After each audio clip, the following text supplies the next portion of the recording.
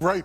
At first, we're talking about disruptive thinking before we start talking about disruptive doing. Okay. So liberating your mind to the possibilities, which costs absolutely nothing to change the way you think, irrigating your consciousness by being exposed to people who are thinking on the level you're going, so that you can learn the language of your next and not the language of your now. Now, okay. We have unused talent that can never be used in the smaller place, that it's designed to be used in the larger place. But it is terrifying and it's intimidating to be in a room where you're not sure what is the right thing to wear and the right thing to say, and you're a little bit off put by it. That's, if you can get comfortable with being uncomfortable, Yeah. you can continue living all of your life. Right. Yeah. All of your life. Yeah. Now, I was just gonna ask the question, like, who told y'all that being uncomfortable was a bad thing?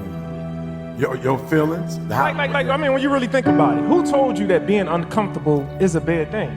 Like, everything that I do, I look for the uncomfortable in it, because I understand that being uncomfortable is the only place where growth takes place.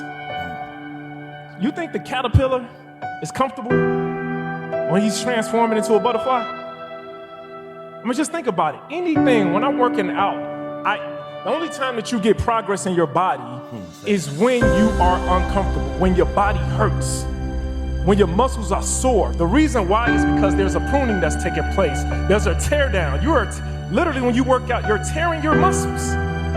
What you're doing, you're tearing them so that they can grow, they can expand, they can get tighter. But a lot of you all think that being comfortable, that's the goal in life for a lot of people. I'm just trying to be comfortable. I'm trying to be uncomfortable.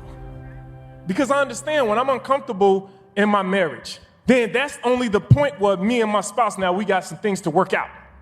When I'm uncomfortable in the gym, that means that there's something taking place in my body, right? Stretching, man, stretching. I didn't even realize how stretching is. Bro, that's a whole nother Oh, science. bro, like stretching is uncomfortable.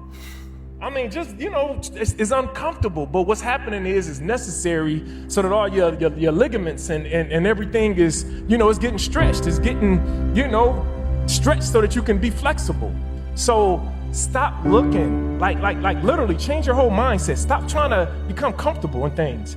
Building a skyscraper is the most uncomfortable thing that I've ever been through. Sitting in this meeting in these rooms, and they using all of this wordage and I've never heard of, and I'm sitting here, man, and even when we was with the lenders and we talking money, I never talked $61 million. That's a whole nother conversation. We talking about money like that.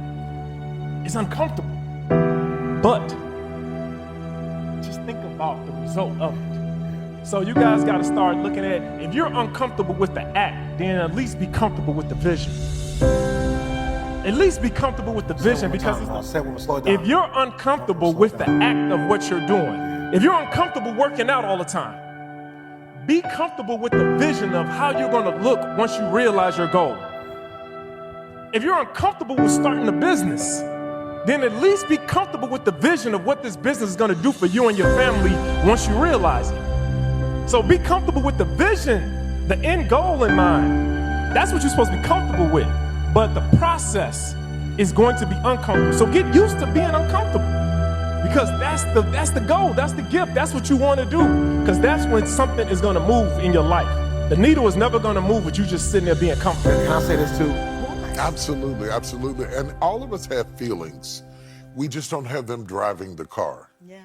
Okay, so if you allow your feelings to drive, you're always going to wreck, because your feelings are going to always change. Yeah. They're going to bob and weave. Your feelings change from moment to moment to moment. And so we don't want to become so engrossed in how we feel that we don't get anything done. Instead of asking myself how I feel in the morning, I ask myself, what do I have to do? What life you want. Yes, as long as you don't think that life is going to be totally blissful. There will be seasons, no matter what you have. There will be seasons of bleakness and coldness and blight, and they are meant so that you have a reprieve from spring and productivity. You can't produce fruit 24/7, 365 days a year that will deplete the ground and destroy you. So just because the weather changes doesn't mean the season's bad. Yeah. It's just a recycling of life. You gotta keep living. You gotta atrophy. Absolutely, it paralyzes you. And you don't get to that never good enough by yourself. Somebody ushered you into that feeling, okay? if words brought you into it, words can bring you out of it, okay? So my advice to you is to surround yourself with people that are affirming, okay? That are encouraging, that are uplifting, that are motivating, not liars, not cheerleaders, but people who are feeding you and not just needing you, okay? Yeah, and if you get around them, if words brought it to you, words will take it away. That's a great point. You didn't come to the point of not feeling good enough by yourself. Somebody said something, somebody did something, somebody criticized you and left the dust of their remarks to linger on the furniture of your life. Well, you know, just because you graduated, don't burn down the school. That's my advice to you. You will spend the rest of your life learning. And if you are going to be a lifetime learner, you have to be a lifetime listener. And just because you have a diploma or a degree, don't stop learning. And don't write the script too soon. Just because you got out of school or you have a degree in something doesn't mean that that's where you're going to end up spending the rest of your life. Where you start from is never where you end up at. Right. So let's keep the liquidity of thought and the nimbleness of mind to be elastic, to be translucent, to have the ability to adapt to changing times, especially now. Right. Because artificial intelligence, technology is changing the ground up under our feet. And we gotta be. That's the time you need your faith the most. When all around you shakes and quicksand surrounds you, you look for something that is solid and stable and not based on your conditions, but based on your position. And to be positionally grounded helps you to withstand the vicissitudes of life. And so that should not be a moment to negate your faith. That should be a moment that you cleave to your faith because it's stable. Yeah. I wanted disruptive people who never color inside the lines, who always go, in the words of their friends, too far, who are extra, who have 5 different visions that don't seem to be connected, to know you're not crazy, to know it's okay.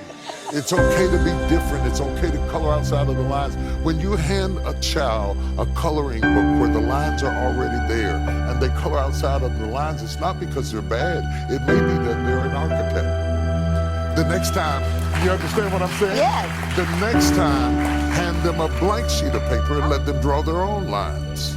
Oh, okay, so I talk about parenting disruptive children. I talk about being married to somebody that's disruptive and how to compliment them and not compete with them. Because sometimes it gets to be a race to see who can go the furthest. Somebody's got to be stable while the other one's crazy. Okay? You know, okay? And so it's a very important thing for us to notice that disruption is not the same as destruction. Okay? So you can't have a new life until you're willing to disrupt your old life.